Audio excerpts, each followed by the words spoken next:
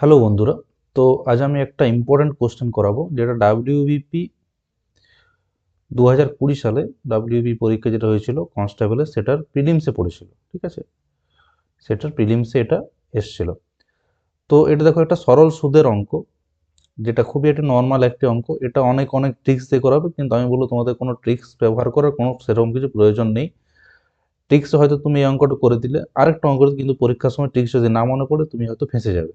ঠিক আছে, তো তাই আমি একটু সিম্পল প্রসেসে দেখাবো। দেখো অঙ্কটা কি হচ্ছে। কোনো আসল সরল সুদে 20 বছরে 3 গুণ হয়। ধরে নিলাম আসল হচ্ছে পি, আসল ধরলাম পি, টাইম টি 20 বছর দেওয়া আছে আমার 3 গুণ। ঠিক আছে, আর 8 সুদের হার আমি ধরে নিলাম আর,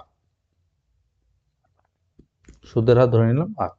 তাহলে কি হচ্ছে, আমরা জানি সূত্র অনুযায়ী কি জানি, পি সুদের হার কি হলো, P into R into T by 100 সমান কত হচ্ছে, 3 গুণ হচ্ছে, মানে কি পিটা হয়ে যাচ্ছে 3p, অর্থাৎ সুদটা কত হচ্ছে 2p।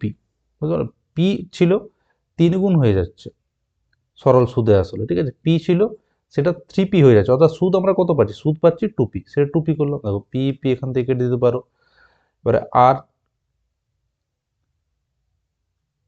ইন্টু টি এর মানটা আমি বসাচ্ছি, দেখো 20 বাই 100 সমান 2। তাহলে কত হলো, আর সমান হয়ে গেল, এখান থেকে বলি আর সমান 10।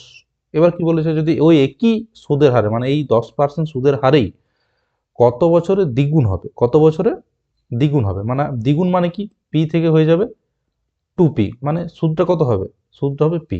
তাহলে আমরা সেম সেম ফর্মুলা লাগাবো, পি ইন্টু আর, আর এর মানে কত আছে 10, ইন্টু টাইম কত, কত টাইমটা আমাকে বার করতে বলেছে, বাই 100 ইকুয়ালস টু পি। তাহলে পি পি এখান থেকে কেটে দিতে পারো, 10 10, তাহলে টি সমান 10, অর্থাৎ 10 বছরে সেটা আবার সুদে আসলে দ্বিগুণ হবে।